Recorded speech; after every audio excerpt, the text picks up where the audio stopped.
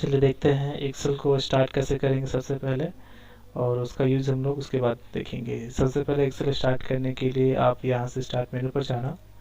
इसमें आप देखोगे यहाँ पर एक्सेल रहेगा, यहाँ से इसको क्लिक करके ओपन कर सकते हैं। हम लोग थोड़ा अलग तरीके से इसको स्टार्ट करेंगे। इसके लिए इसे ओपन करने के लिए Windows plus are button press करिएगा।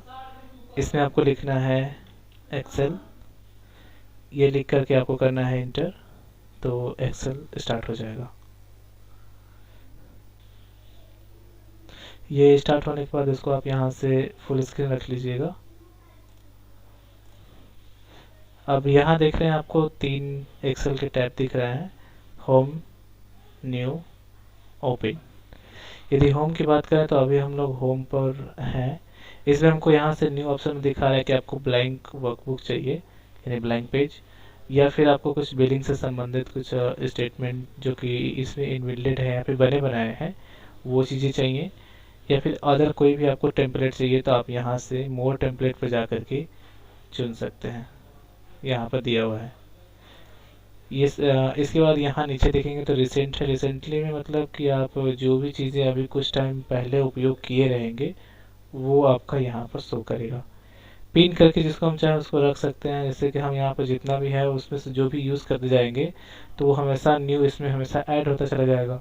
लेकिन हमको जो चीज़ एक बार के बाद दोबारा एक बार और यूज़ करनी होगी उसको हम पिन करके रख देंगे इसमें, तो यहाँ पर पिन वाले हमारे डॉक्यूमेंट्स यहाँ पर शो करेगा। यहाँ न्यू में देखेंगे तो न्यू में हमको यहाँ से ब्लैंक वर्कबुक सेलेक्ट करने के लिए दे रहा है और कुछ यहाँ पर टेम्पलेट्स है। ओपन में जाएंगे तो ओपन में हमको ओपन करने का ऑप्शन दे रहा है। इसमें हम रिसेंटली में जो यूज़ किए थे उसको ओपन कर सकते हैं, या फिर इस कंप्यूटर सिस्टम में जो भी है उसको ओपन कर सकते हैं, या फिर हमारे फाइल में जहाँ कहीं भी कोई फाइल है उसको हम खोज करके ओपन कर सकते हैं। हम लोग चलते हैं न्यू पर, यहाँ से लेते हैं ब्लैंक वर्कबुक, इसे क्लोज कर देंगे। अब यहाँ पर देख पा रहे होंगे कि ये हमारे एक्सेल का मेन पेज है।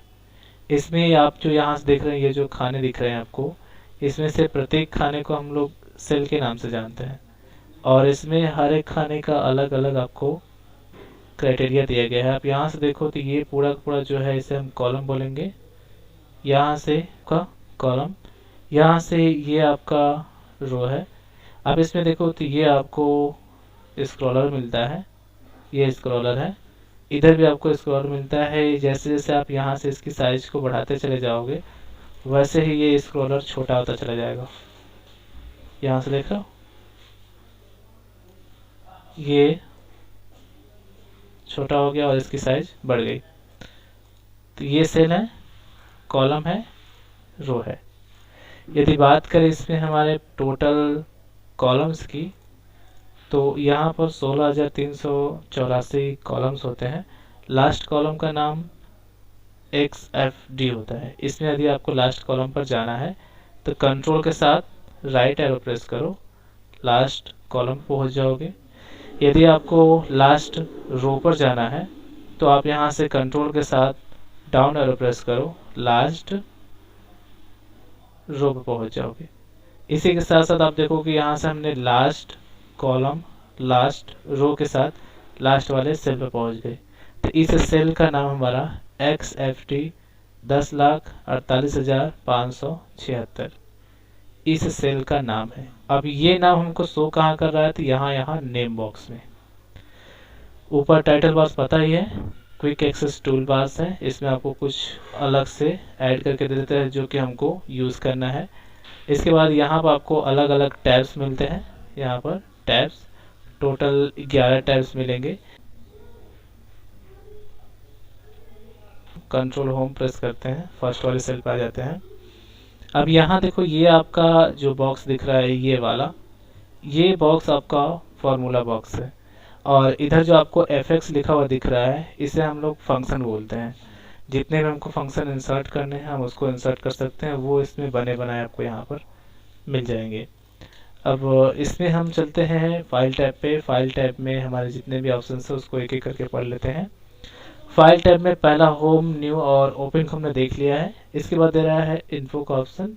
इन्फो में हम यदि यहाँ पर क्लिक करते हैं तो हमको यहाँ से जितने भी इसकी प्रॉपर्टी है जो हमारा पेज है और उसकी डिटेल्स है वो सारी चीज़ें यहाँ पर मिल जाएंगी। जैसे कि हम यहाँ पर क्लिक करते हैं तो जितने भी डिटेल्स हैं वो हमको यहाँ पर शो कर रहा है कि हमने अभी कोई भी पेज यहाँ पर सेट नहीं कर रखा है, टाइटल नहीं दिए हैं, टैग नहीं ऐड किए हैं, कैटेगरी नहीं ऐड किए, मतलब इसमें कोई भी हमने इसमें ऐड नहीं किया है। यदि रिलेटेड की बात करें तो इसमें जो हमारा यूज़र है, मेन यूज़र, उसमें PCSS के नाम से ये यूज़र है, और इसमें कोई भी हमने आधार या फिर कोई भी डिटेल नहीं ऐड किया। चाहे तो हम यहाँ पर जा करके इसको ऐड भी कर सकते हैं। जैसे हम यहाँ पर क्लिक करेंगे तो यहाँ पर लिख सकते हैं,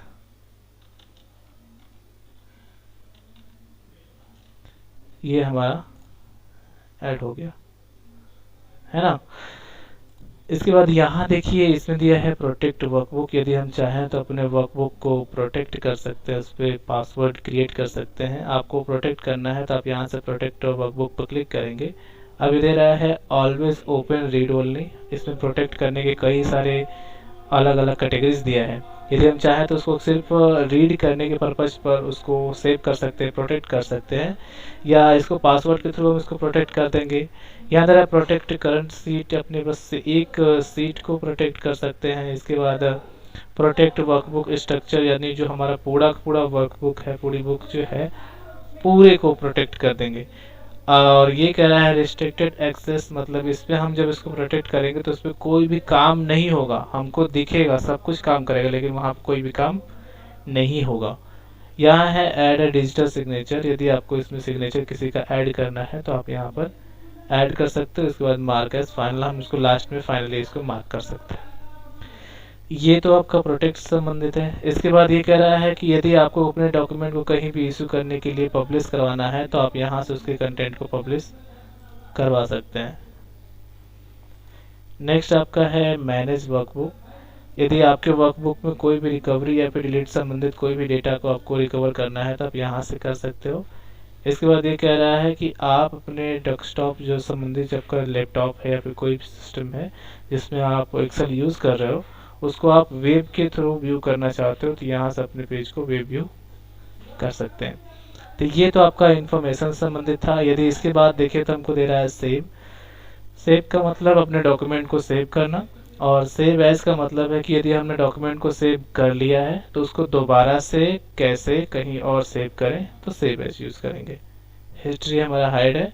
प्रिंट का मतलब अपने डॉक्यूमेंट को हम यहाँ से प्रिंट कर सकते हैं। आप देखो इधर उसका हमको इधर प्रीव्यू शो कर रहा है, नहीं कर रहा है, रीज़न है क्योंकि हमने उसमें कुछ भी टाइप करके या फिर लिख करके नहीं रखा है। यदि हम वहाँ पर ऐड करते हैं तो यहाँ पर हमको प्रीव्यू शो करेगा। अब इससे प्रिंट से संबंधित हमको यहाँ से दे रहा है कि आप उसको डायरेक्टली प्रिंट कर सकते हो, उसकी कितनी कॉपी चाहिए आप कॉपी से निकाल सकते हो। कौन सा प्रिंटर ये सेलेक्ट कर लीजिए। इसमें सेटिंग्स में आपको ऑड इवन पेज के हिसाब से प्रिंट करना है तो प्रिंट कर सकते हैं। और इसमें यदि मान लीजिए आपके पास 10 पेजेस है, 10 पेजों में आपको 10 को 1, 1, 2, 3, 4 के फॉर्म में निकालना तो निकाल लीजिए, या फिर एक का 10 कॉपी निकालिए, दूसरे का 10 कॉपी थी, तीसरे का 10 कॉपी, ऐसे करके एक ही करके निकाल सकते हैं। यहाँ पर देख लीजिए आपको 2 ऑप्शन दिया है ना, ये है। अब इसका ओरिएंटेशन दिया है तो ओरिएंटेशन हमारा पोर्ट्रेट और लैंडस्केप है। आपका पेज जो ऊर्ध्वाधर या फिर क्षैतिज होना चाहिए, सेलेक्ट कर सकते हैं। पेज की साइज क्या होनी चाहिए, यहाँ से साइज सेलेक्ट कर लेंगे। और इसमें जो मार्जिन आता है, मार्जिन में हाँ तो ये आप लोग को हम बता चुके हैं, मार्जिन ले सकते हैं। कस्टम का भी ऑप्शन दिया है, कस्टम भी कर सकते हैं, अपने हिसाब से पेज की मार्जिन को कम सेट कर सकते हैं। इसके बाद स्केलिंग का ऑप्शन दे रहा है तो आप यहाँ से उसको सीट को और छोटा बड़ा अपने हिसाब से सेट कर सकते हैं। जो मार्जिन वाला यूज़ कर रहे थे उससे संबंधित है ये नो स्केलिंग। शेयर का है तो अपने डॉक्यूमेंट को शेयर करने के लिए हम यहाँ से शेयर का यूज़ करेंगे। एक्सपोर्ट का है तो यहाँ से डॉक्यूमेंट को किसी भी अदर फॉर्मेट में एक्सपोर्ट कर सकते हैं। फॉर्मेट का मतलब है कि यदि हमारा डॉक्यूमेंट ये एक्सेल वर्कशीट में है तो हम उसको चाहें तो PDF में कन्वर्ट कर सकते हैं। क्लोज है, बंद कर देंगे। अकाउंट का ऑप्शन है तो यदि आपके पास माइक्रोसॉफ्ट का अकाउंट है तो आप उसको यहाँ से ऐड कर सकते हो। नेक्स्ट दे रहा है फीडबैक। आप चाहो तो माइक्रोसॉफ्ट ऑफिस का जो कॉर्पोरेशन का ये है, इसके लिए आप उसको फीडबैक जिसको कहते हैं ना कि स्टार देना है, रेटिंग देना है, वो कर सकते हो। लास्ट ऑप्शन दे रहा है ऑप्शंस का। ऑप्शंस में हम लोग अदर से जो भी फीचर देखना चाहते हैं वो फीचर हमको इसमें देखने को मिलेगा। यदि हम ऑप्शन पर क्लिक करते हैं तो हमको ये यहाँ से एक्सेल के जो ऑप्शंस है वो बहुत सारे दे रहे हैं। यहाँ पर आप देख सकते हो जैसे स्क्रीन टिप्स दे रहा है। एग्जाम्पल के तौर पर यदि हम इसमें देखें तो यदि यहाँ से क्लोज करें, आप होम पर जाओ, यहाँ से बोल्ड पर जाते हो तो देखो इसमें दिखा है ना bold, make your text bold, तो इसको हम लोग स्क्रीन टिप्स बोलते हैं। यदि हमको ये शो कर रहा है, हम चाहते हैं कि ये हमको शो ना करे, तो यहाँ से आप फाइल पे जाके ऑप्शंस पे जाओ, यहाँ पर आपको दिखा रहा है स्क्रीन टिप स्टाइल, आप यहाँ पर क्लिक करो, इसको कर दो डोंट शो। ओके करोगे आप यहाँ से बोल्ड पर जाओ या फिर किसी पे जाओ, आपको वो स्क्रीन टिप नहीं दिखने वाला है। अच्छा, तो हम यहाँ से फाइल तो इसको रख देते हैं। यहाँ से हम अपने इस जितने भी एक्सेल के पीसीएस दिखा रहा है ना, इसको हम एक्सेस को चेंज कर सकते हैं। तो फिलहाल हम अपने ऑफिस का नेम चेंज नहीं कर रहे हैं, इसको हम कैंसिल करके यहाँ आ जाए। तो ये फाइल टैब में जितने भी ऑप्शंस थे हमने उसको क्लियर कर दिए। अब नेक्स्ट देखते हैं होम टैब। अब होम टैब को देखने के लिए हमारे पास डेटा होना चाहिए, जैसे कि हम यहाँ पर कुछ डेटा को टाइप कर लेते हैं। टाइप करने के लिए यहाँ से हम कीबोर्ड से टाइप करेंगे। फिलहाल हम ओपन कर ले रहे हैं।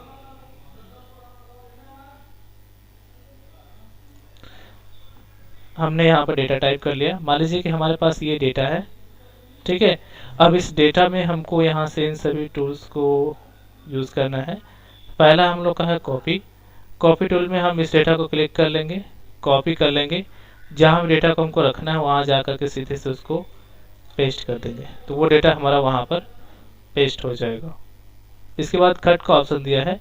यदि हमको ये डेटा यहाँ से कट करना है तो कट पर क्लिक करो, वो डेटा वहाँ से कट होकर जहाँ आपको पेस्ट करना है वहाँ पेस्ट करो आप, तो वो डेटा वहाँ पर पेस्ट हो जाएगा। कॉपी में क्या था, वहाँ भी था यहाँ भी था, लेकिन कट में यहाँ से हट करके दूसरी जगह चला गया। यहाँ से है फॉर्मेट पेंटर। तो फॉर्मेट पेंटर का यूज़ क्या होता है, तो यदि देखिए कि फॉर्मेट पेंटर का यूज़ हमारा जो है यहाँ से हमारे पास ये डेजिग्नेशन है या फिर मान लीजिए ये इमेजेस है, तो इमेजेस पे हमने क्या क्या फॉर्मेट अप्लाई किया है वो सारे फॉर्मेट को हमको इस पर लागू करना है। तो उसको लागू करने के लिए हम देखेंगे या फिर खोजेंगे, उसको सर्च करेंगे, पहले का रिवाइज करेंगे हमने कौन कौन से इसमें फीचर ऐड किए हैं।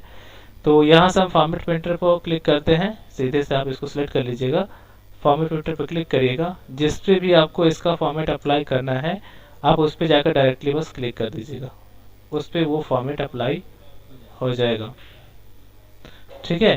तो ये फॉर्मेट पेंटर का काम है। अब यही चीज़ आपको इन सभी पे करना है, तो आप यहाँ से इसको सिलेक्ट कर लीजिए, डबल क्लिक करिए। अब इसके बाद जितने लोगों को आप सिलेक्ट करके करते हो उतने पर ये उस तरह का फॉर्मेट अप्लाई हो जाएगा। कंट्रोल जेड करते हैं, तो आप यहाँ से ये चीज़ें समझ गए।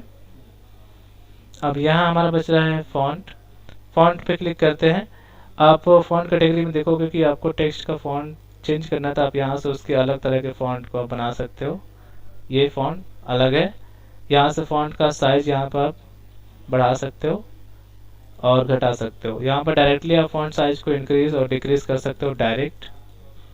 इसके बाद दिया है इस फॉन्ट को आप बोल्ड या फिर अनबोल्ड कर सकते हो, इटैलिक और थोड़ा सा तिरछा इसको कर सकते हैं, अंडरलाइन भी कर सकते हैं। यहाँ पर आपको दिख रहा होगा ये वाला जो है पोर्शन, थोड़ा सा बड़ा कर लेते हैं। जैसे हम यहाँ से इसको बोल्ड कर रहे हैं, फर्क पड़ रहा है, इटैलिक भी कर दे रहे हैं, अंडरलाइन भी कर दे रहे हैं। अंडरलाइन में यहाँ पर ड्रॉप डाउन दे रहा है, आप यहाँ पर क्लिक करोगे तो उसमें डबल अंडरलाइन का ऑप्शन है, डबल अंडरलाइन भी कर सकते हैं। यहाँ बॉर्डर का है, तो हम देख रहे हैं कि ये जो हमारा जो पूरा का पूरा ये पोर्शन, यदि हम इसको बॉर्डर में करना चाहते हैं तो यहाँ से हम बॉर्डर में कर देंगे। जैसे आप देखो ऐसे बिना बॉर्डर में है तो कुछ अजीब तरह का दिख रहा है, लेकिन सिलेक्ट करके हम इसको यहाँ से यहाँ तक सिलेक्ट कर लेंगे, बॉर्डर पे जाएंगे, कर देंगे ऑल बॉर्डर, तो ये सब बॉर्डर में हो जाएगा, तो हमको देखने में थोड़ा सा अट्रैक्टिव लगेगा। तो यहाँ से इसको बॉर्डर में भी कर सकते हैं। नेक्स्ट आपका है यहाँ से फिलिंग वाला ऑप्शन है, आप इसको फिल कर सकते हो। हम यहाँ पर सेलेक्ट करते हैं ये वाला, और इस पे जाकर के हमको जिस भी कलर में इसका पूरा बॉक्स फिल करना है उस कलर में इसको हम फिल कर देंगे। देख रहे हो, तो ये फिल हो जाएगा। यहाँ से इसका टेक्स्ट कलर भी हम चेंज कर सकते हैं, जिस कलर में इसको रखना रहेगा उस कलर में हम इसका टेक्स्ट भी चेंज कर लेंगे। तो ये हमारे पीछे का टेक्स्ट का बैकग्राउंड और ये टेक्स्ट का कलर, यहाँ से हम इसको चेंज कर लेंगे। नेक्स्ट यहाँ से अलाइन का ऑप्शन दे रहा है अलाइनमेंट में। तो ये जो हमारे टेक्स्ट हैं इनको अलाइन करना है तो हम इसको अलाइन कर सकते हैं। इसके लिए हम यहाँ से टेक्स्ट को सबसे पहले सेलेक्ट कर लेंगे। यहाँ से हमने इसको सेलेक्ट कर लिया। सेलेक्ट करने के बाद हम इसको जिधर भी अलाइन करना चाहते हैं, यहाँ से टॉप में है, टॉप में कर सकते हैं, जैसा ये सबसे ऊपर टॉप में। ये सब काम कब करेंगे, हम सबको सेलेक्ट कर लेते हैं। यहाँ से यहाँ तक डेटा को सेलेक्ट कर लेंगे, थोड़ी सी एक को साइज को बढ़ाएंगे, सबकी साइज ऑटोमेटिक बढ़ जाए। अब यहाँ से हमने सेलेक्ट किया, इतने को सेलेक्ट करके हम यहाँ से टॉप और मिडिल में कर रहे हैं, देख रहे हो ना ये। तो यहाँ से हम इसको अलाइन कर सकते हैं, मिडिल में, सेंटर में, राइट साइड, ये अलाइनमेंट कर सकते हैं। इसके बाद इंडेंट का ऑप्शन दे रहा है। ये इंडेंट जैसे हमने यहाँ पर टाइप किया है तो हमारा जो इंडेंट है वहाँ से हम इंडेंट को घटा बढ़ा सकते हैं। हम यहाँ से सिलेक्ट कर लेंगे, ये इंडेंट हमारा, देख रहे हैं ना आप, ये इंडेंट हम इसमें लागू कर सकते हैं।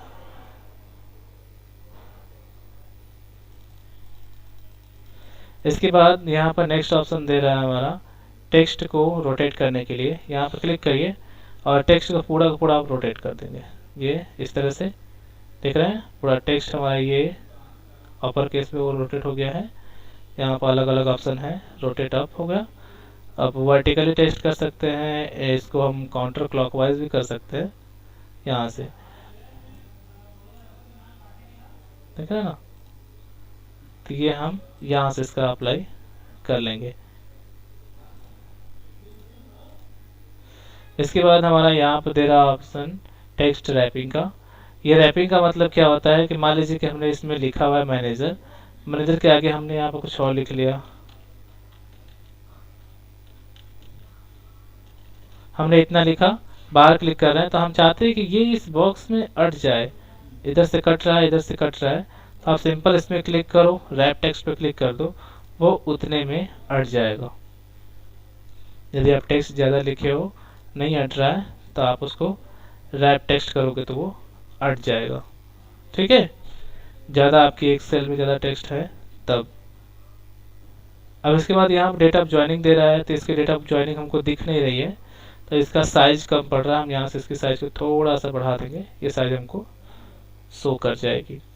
यहाँ नेक्स्ट है आपका मर्ज ऑप्शन है। मर्ज का मतलब है, आप देख रहे हो यहाँ से जो पूर्वांचल कंप्यूटर लिखा हुआ है, इसमें ये सेल अलग है, ये सेल अलग है। हम चाहते हैं कि ये यहाँ तक शो करे, तो आप यहाँ से इसको सेलेक्ट कर लीजिएगा, मर्ज पर क्लिक करिएगा, ये अनमर्ज हुआ, फिर से क्लिक करेंगे, टोटल में मर्ज हो जाएगा। तो मर्ज का मतलब एक से अधिक सेलों को आपस में मर्ज करने के लिए हम मर्ज का यूज करेंगे। तो ये यहाँ से मर्ज ऑप्शन क्लियर है। अच्छा, नेक्स्ट आपका है नंबर वाला। नंबर में आप यहाँ से जो नंबर्स लिखे हो, या फिर हम यहाँ पर एग्जांपल के तौर पर लिखते हैं दूसरे सीट पे, हम यहाँ पर नंबर्स लिखते हैं।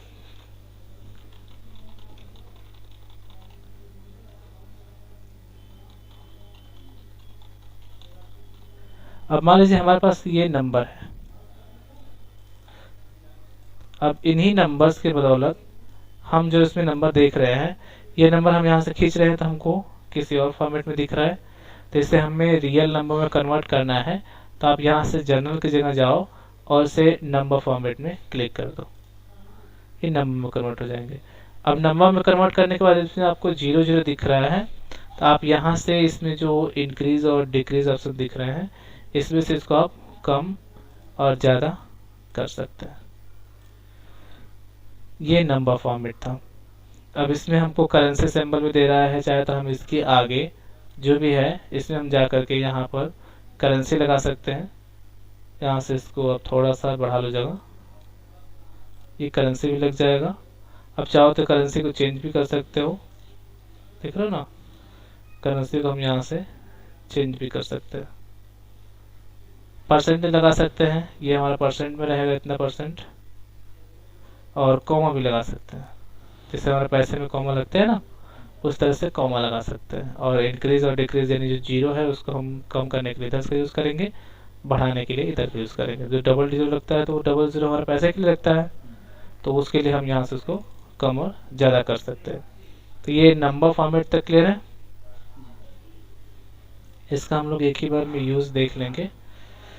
इसके बाद नेक्स्ट है कंडीशनल फॉर्मेटिंग। कंडीशनल फॉर्मेटिंग में हम यहाँ पर कंडीशन के साथ साथ उसमें फॉर्मेटिंग देते हैं कि इसमें ये रहेगा तो इसमें इतना कलर फिल होना चाहिए। यहाँ पर जैसे आप कंडीशनल फॉर्मेटिंग पर क्लिक करते हो, यहाँ पर देखो हाईलाइट सेल रूल दे रहा है। यदि हमको किसी सेल को हाईलाइट करना है तो उसके लिए हम कौन कौन सा रूल लगा सकते हैं। तो कह रहा है कि आपको एक सेल को हाईलाइट करना है तो आप उसके लिए ग्रेटर देन वाला लगा सकते हो, लेस देन, इक्वल, या फिर बिटवीन, या फिर टेक्स्ट किस हिसाब से उसमें कंटेंट है तो वो लगा सकते हो। डुप्लीकेट वैल्यू है तो उसके लिए आप लगा सकते हो। अब इसमें हम एक लगा कर देखते हैं, जैसे कि हम कुछ नंबर्स टाइप करते हैं। मान लीजिए हम शीट 1 पे आते हैं, हमारे पास ये डेटा है। अब इस डेटा में हमको वो लगाना है, तो हम यहाँ से सारे फॉर्मेटिंग को हटा देते हैं, सबको सेलेक्ट कर लिए। सेलेक्ट करने के बाद इसमें क्लियर फॉर्मेट कर देते हैं, सेल रूल नॉर्मल।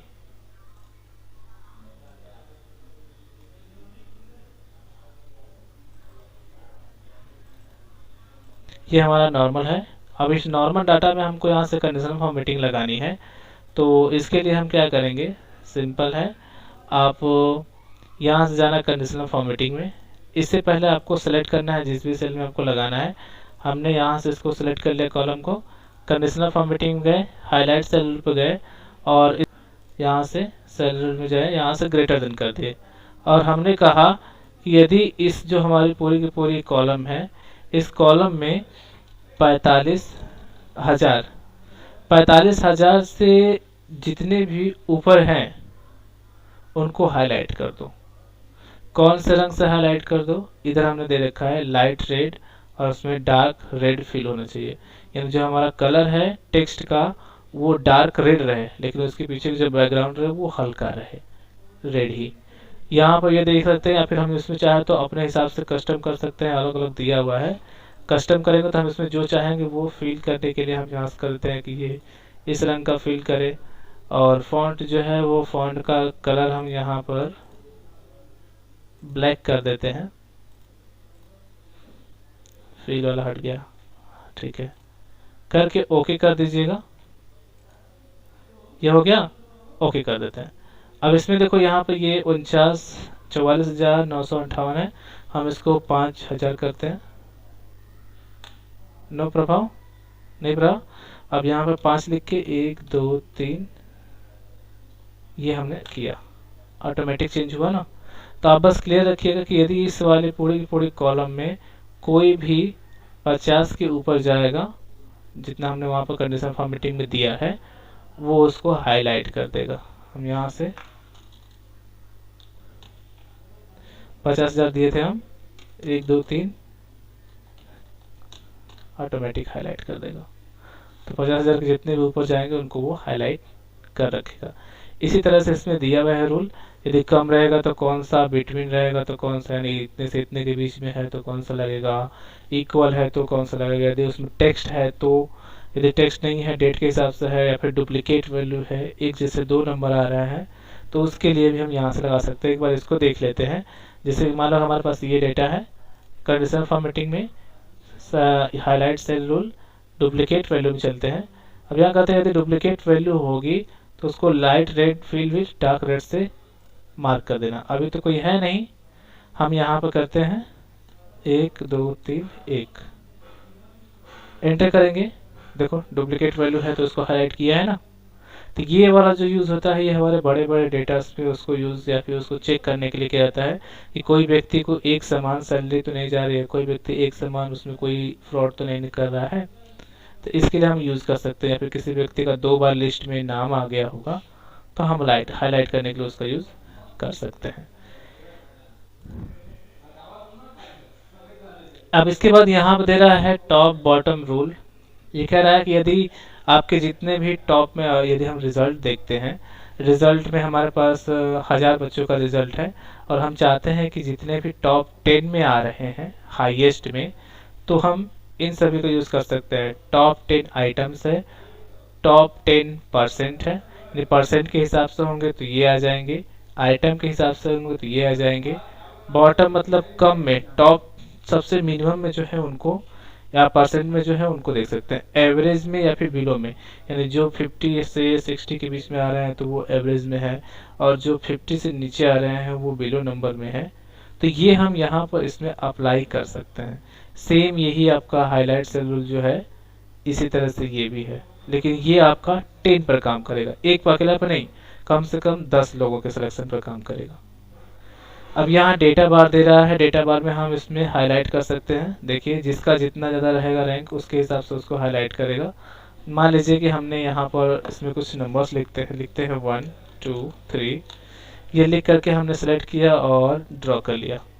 ठीक है, अब यहाँ से चलते हैं हम कंडीशनल फॉर्मेटिंग में डेटा बार्स पे। इसमें देखो जिसका जितना नंबर ज़्यादा है उसको उतना ज़्यादा यहाँ पर डेटा बार्स ग्रेडियंट फील्ड मिला है, तो यहाँ से हम वो दे सकते हैं। अब ये क्यों यूज होता है, तो जैसे हम लोग कोई मार्केटिंग होती है तो कौन से महीने में कितनी ज़्यादा सेल हुई है और कितना ज़्यादा ग्रो हुआ है उस हिसाब से देखने के लिए। अब यहाँ से यदि हम इसमें कुछ चेंजेस करते हैं, मान लीजिए कि हम इसमें लिखते हैं 9 या फिर 4, कम हो गया इसका। यहाँ हमने 16 लिखा, ज़्यादा हो गया। यदि हम यहाँ 0 लिखते हैं तो नो फिल है। यहाँ पे 0.5 करते हैं, 0 चेंजेस हो रहे हैं ना, तो ये हम यहाँ पर कंडीशनल दे सकते हैं। इसके बाद इसी में आ जाओ तो इसमें और भी अलग कलर का दिया है, तो इसको आपको ज़्यादा ग्रेडियंट कलर चाहिए इसमें, तो आप यहाँ से जा करके ज़्यादा ग्रेडियंट वाला यूज़ कर सकते हैं। देख रहे हैं ना, पीछे का भी कलर फील रहेगा और ये भी फील रहेगा। नेक्स्ट आपका यहाँ से है आइकन सेट्स है, आप इसकी जगह पर कोई आइकन भी लगा सकते हैं। जैसे ये जो आपका डेटा बार्स दिख रहा है ना, ये वाला, ये लगा लो। आप देख सकते हो कि हमारे कौन से में कितना ज़्यादा कैपेसिटी है वो यहाँ पर शो कर रहा है। जिसकी कैपेसिटी ज़्यादा है उस पर ये चीज़ शो कर रहा है। आप यहाँ से जाओ, इस पे जाओ, यहाँ से क्लियर रूल कर दो। क्लियर रूल पे जाओगे तो याद दे रहा है कि आप जो सिलेक्ट किए वो सिर्फ उसमें करें या पूरी की पूरी सीट में कर देते। हम सीट में कर देंगे तो पूरा जितना भी सीट पे लगाए होंगे इधर का भी सब हट जाएगा। तो ये इस तरह से हम इसमें कंडीशनल फॉर्मेटिंग का उपयोग कर लेंगे। ठीक है, अगर हमको कोई नया रूल अपने से खुद से क्रिएट करना है तो यहाँ पर दे सकते हैं। यदि हम इसको एग्जांपल के तौर पर देखें तो मान लो कि हमने यहाँ से इस वाले पूरे के पूरे सेल को सिलेक्ट कर लिया। यहाँ से थोड़ा सा इसको हम अलग कर लेते हैं। जैसे हमारे पास ये है, हमने इसको सिलेक्ट किया। सिलेक्ट करने के बाद कंडीशन पे गए, यहाँ से गए न्यू रूल पर। न्यू रूल पे जाने के बाद हमने यहाँ से दे दिया use a formula to determine which cell is format. हमने सेल के हिसाब से देना चाहा। इस पर क्लिक करके हमने क्लिक किया और हम कर रहे हैं इक्वल होगा। यदि इक्वल होगा किसमें, इस बाहर वाले सेल में, इस वाले सेल में इक्वल होगा। किसके इक्वल होगा, मान लो देते हैं रोहन के, है ना। यदि डबल कोट में लिखेंगे रोहन के बराबर हुआ तब के लिए हम इसमें फॉर्मेट अप्लाई कर देंगे। फॉर्मेट पे जाएंगे, फील्ड पे जाएंगे, जो भी कलर है उस पर लेंगे। फॉन्ट जो है वो फॉन्ट ले लेंगे, जैसे बोल्ड फॉन्ट, और इसका जो फॉन्ट का कलर है वो फॉन्ट का कलर हम कर देते हैं रेड। ओके कर देते हैं। अब हम क्या कहते हैं कि यदि जो हमने सेल दिया है उस वाले सेल में रोहन टाइप हुआ तो उस सेल का कलर कुछ इस तरह से हो जाना चाहिए। हम करेंगे ओके। अब यहाँ से देखो हम इस वाले में आ गए, यहाँ पे लिखते हैं रोहन, एंटर किए, नो चेंजेस। इस वाले में रोहन, ऑटोमेटिक सिलेक्ट होकर सब चेंज हो गया ना। तो ये हम रूल देना चाहें तो हम वहाँ से भी न्यू रूल डिफाइन, हाँ बस यहाँ से इसको डिलीट कर दो, सभी में हट गया ना। तो ये यहाँ से हम इसमें रूल अपने आप से डिफाइन कर सकते हैं। मैनेज रूल का ऑप्शन है, तो यदि हमको रूल में कोई गलती दिखती है तो हम उसको मैनेज भी कर सकते हैं। तो यहाँ से ये कंडीशनल फॉर्मेटिंग क्लियर है। अब यहाँ पर दे रहा है नेक्स्ट, यहाँ पर फॉर्मेट एज टेबल, तो हम यहाँ पर टेबल में कन्वर्ट कर सकते हैं अपने पूरे डेटा को एक ही बार में। ओके करेंगे। यहाँ पर देखो एक ही सेल ले रहा है, हम यहाँ से पूरे के पूरे सेल को सिलेक्ट कर सकते हैं। यहाँ से पूरा सेल सेलेक्ट कर लेंगे, ये वाला पूरा सेलेक्ट कर लेते हैं अपने डेटा को, ओके कर देंगे। ये हमारा उस फॉर्मेट में डेटा कन्वर्ट हो जाएगा। तो यहाँ से हम इसको टेबल फॉर्मेट में कन्वर्ट कर सकते हैं। इसके बाद इस पर और भी बहुत सारा डिज़ाइन दिया हुआ है, जो डिज़ाइन चाहेंगे वो डिज़ाइन को चुन सकते हैं, है ना। तो ये डिज़ाइन हमारा है। अब इसके बाद यहाँ पर नेक्स्ट ऑप्शन दे रहा है सेल स्टाइल। आपको एक सेल की स्टाइल कैसी रखनी है, तो हम यहाँ से उस सेल की स्टाइल को सेट कर सकते हैं। यहाँ से जो सेल है इसमें जाकर इस सेल का भी स्टाइल यहाँ से बदल सकते हैं, यहाँ से। ठीक है, तो ये यहाँ तक क्लियर हो गया। अब इसके बाद ये जो ऑप्शन आप आगे का बच रहा है